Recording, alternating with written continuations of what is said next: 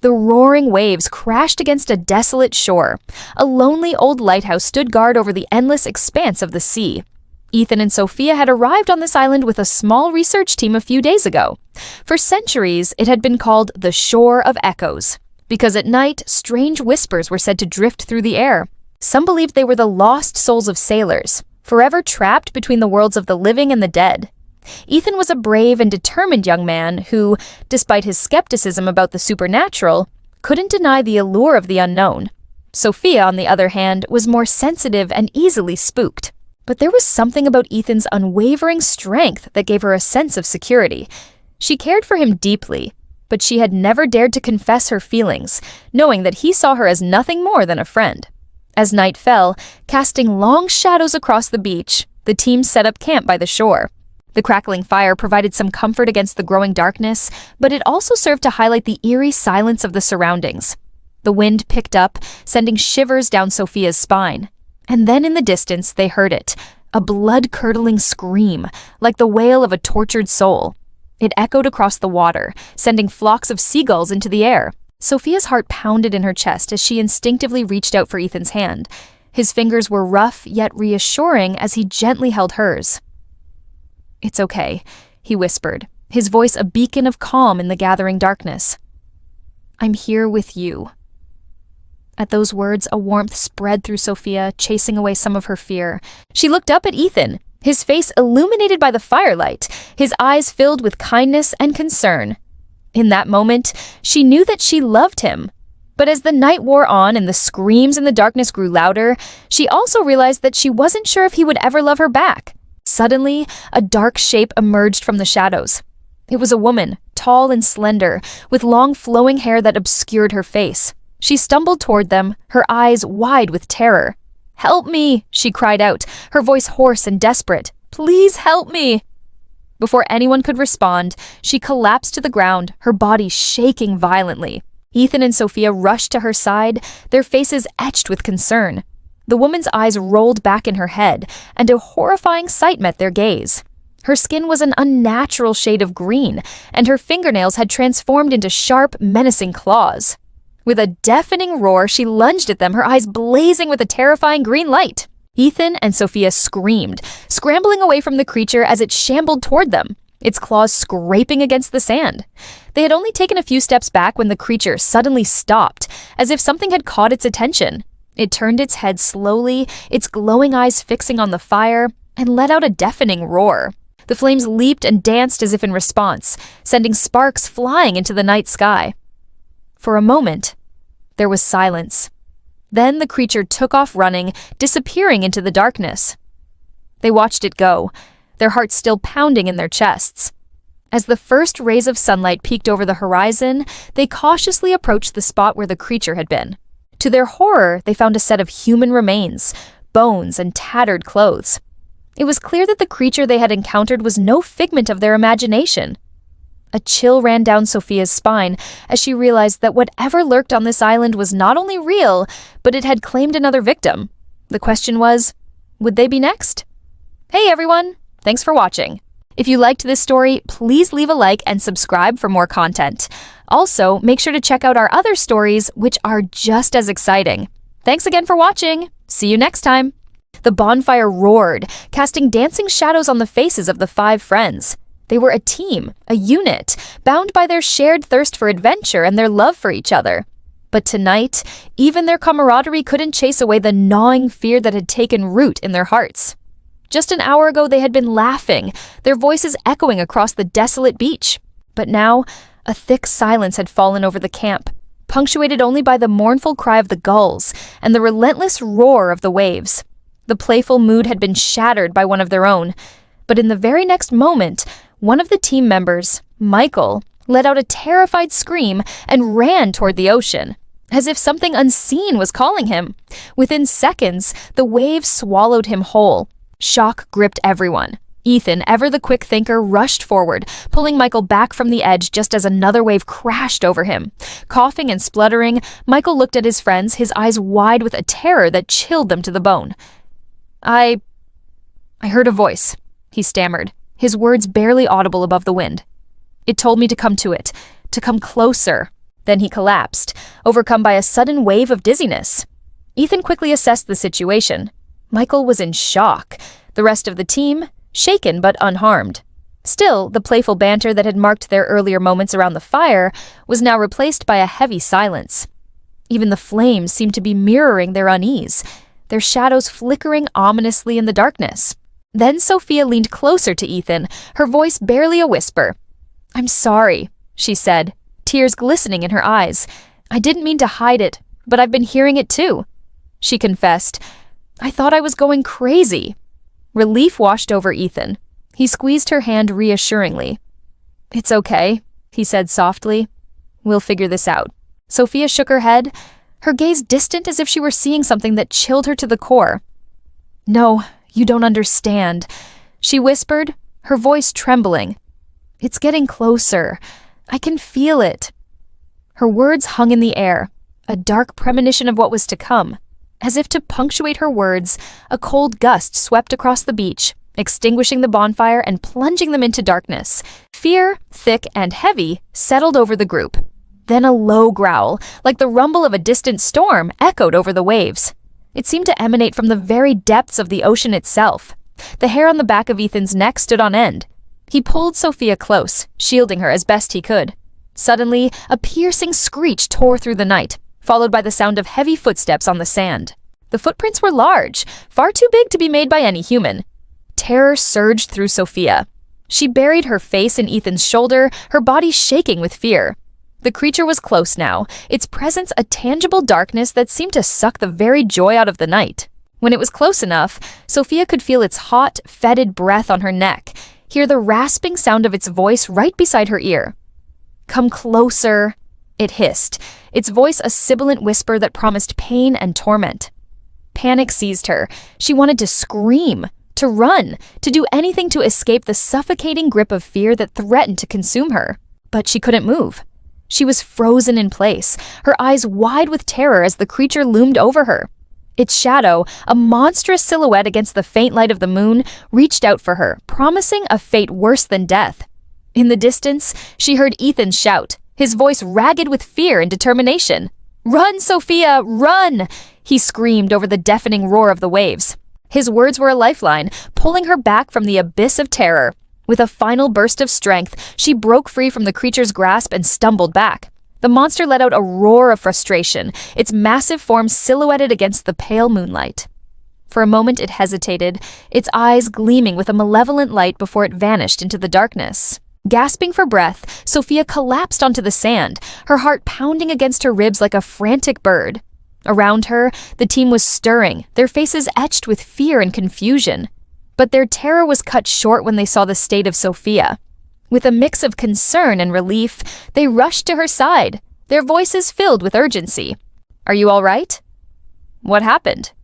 Do you see it?" Their questions were a jumble of sound, each one more frantic than the last. But Sophia knew she had to get them out of there.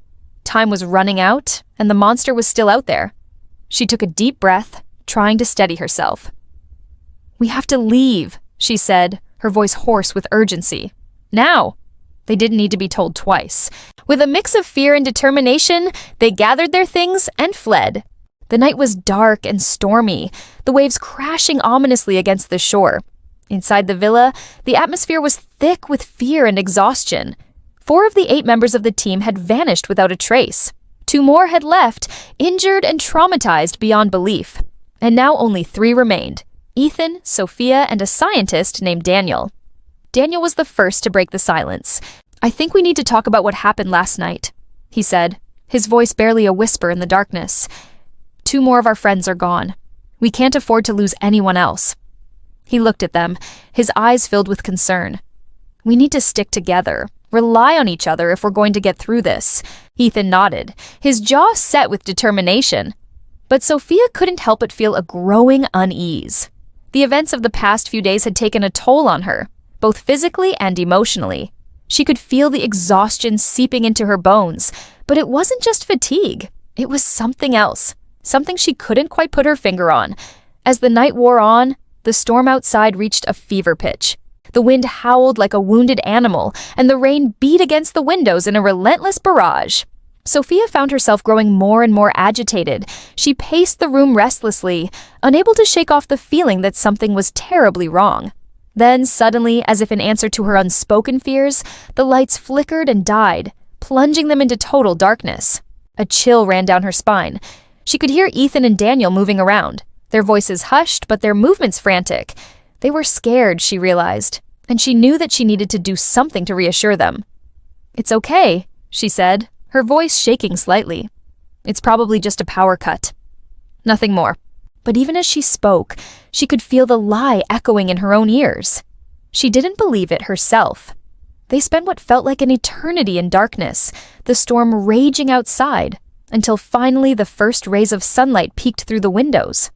One by one, they emerged from their hiding places, shaken but unharmed. As the morning light streamed in, Sophia noticed something strange. Two of the team members who had disappeared were standing right in front of her. She stared at them in disbelief.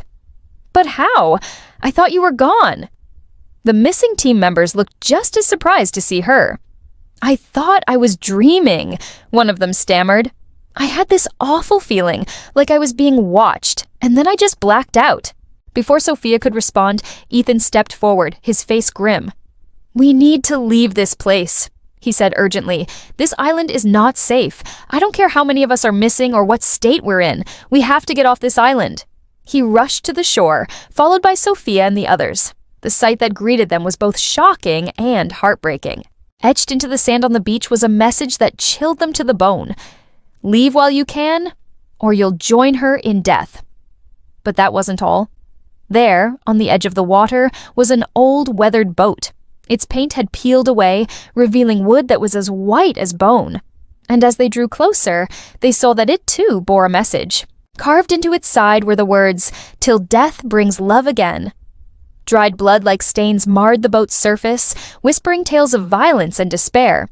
They found more unsettling messages on the beach, all with the same chilling refrain, "Till death brings love again."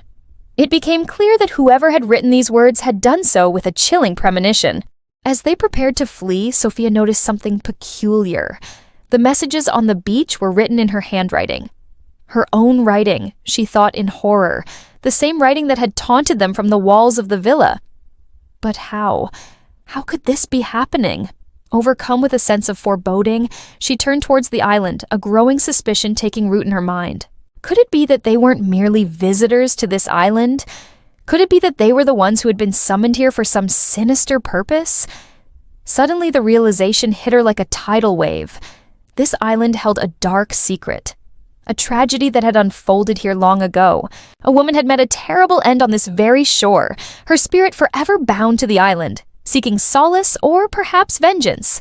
And it seemed that now Sophia was connected to this dark history, drawn into a terrifying game with death itself. The previous episode ended with a crazy cliffhanger. Will our heroes escape the island, or will they be doomed to wander the earth for eternity? Let's find out. Ethan decided they would escape using the boat. But before they could, the spirit surrounded Sophia. Whispers echoed in her ears, and her eyes filled with a hollow emptiness. Then it vanished, leaving only a shell of its former self. "Sophia!" Ethan grabbed her tightly and cried out, "I won't let you go. I love you, Sophia." Those were the words Sophia had longed to hear for years. They were the words she needed to hear. As if a dam had broken, the whispers in her head stopped abruptly. Her blank eyes regained their focus, and she looked at Ethan in surprise. You love me," she whispered, still in shock. "Yes," Ethan said, his voice thick with emotion. "I love you, Sophia." He cupped her face in his hands and leaned in, sharing a tender kiss that spoke of their enduring love and the promise of forever. Suddenly the spirit reappeared, its form flickering like a dying ember. It lunged towards them, its ethereal fingers reaching for Sophia. A terrifying growl reverberated from its spectral throat. "No!" Ethan roared, shielding Sophia with his own body. He activated his powers, unleashing a torrent of celestial energy. The spirit howled, recoiling from the assault, but it quickly recovered, its eyes blazing with renewed ferocity. With a speed that belied its spectral form, the spirit dashed towards the boat. Its icy fingers wrapped around the mast, threatening to capsize it. "We have to go now!" Ethan yelled over the wind and waves. He extended a hand to Sophia, helping her into the boat. But the spirit was relentless, its grip on the mast tightening. As the boat began to list dangerously, Ethan dove into the water, pulling Sophia with him. The spirit screamed in triumph, believing it had won. However, it soon realized that the water was draining its ethereal form. With a Herculean effort, Ethan pushed Sophia onto the boat and scrambled back into the water. Once reunited with Sophia, Ethan used the last of his strength to push the boat away from the cursed island. As the boat sailed away, the spirit on the island reached out with a final desperate whisper. "Love never ends. It follows you." And with that, it vanished. The rocking of the boat gradually subsided, and the gentle lapping of waves against the hull became the only sound that filled the air. Exhausted but relieved, all three climbed aboard the boat. Then, the most extraordinary thing happened. The sky, which had been overcast and stormy, cleared up, revealing a sky full of stars. The Southern Cross, a constellation that had been hidden behind the clouds, now blazed in the heavens. Realizing they were being watched, the friends turned to see a majestic white-throated capybara gazing at them from the shore. Beside it stood a troop of capybara, all staring at the boat with intelligent eyes. With a gentle nudge, the white-throated capybara guided them to shallower waters. As the boat touched the sandy bottom, they saw a faint glow emanating from beneath the surface. "What is that?" Sarah asked, her voice filled with wonder. Suddenly, the glow intensified, and a portal resembling a giant whirlpool opened up right before their eyes. From within its depths, a warm golden light spilled forth, beckoning to them like a guiding star. Understanding dawned on them. This was their way home, a portal created by the combined magic of the white-throated capybaras and the ancient tree. Without a moment's hesitation, Ethan and his companions stepped into the portal. They were met with a blinding flash of light, and when they could see again, they found themselves in the familiar surroundings of Ethan's backyard. The adventure was over, but the bond between Ethan and Sophia had only grown stronger. Hand in hand, they looked up at the night sky, where the Southern Cross glittered like a celestial beacon. They knew that no matter what challenges lay ahead, their love for each other would guide them through. And so their journey continued, not through enchanted portals or mystical lands, but through the everyday magic of life, a magic made all the more enchanting by the love that bound them together. If you liked this video, please leave a like and comment.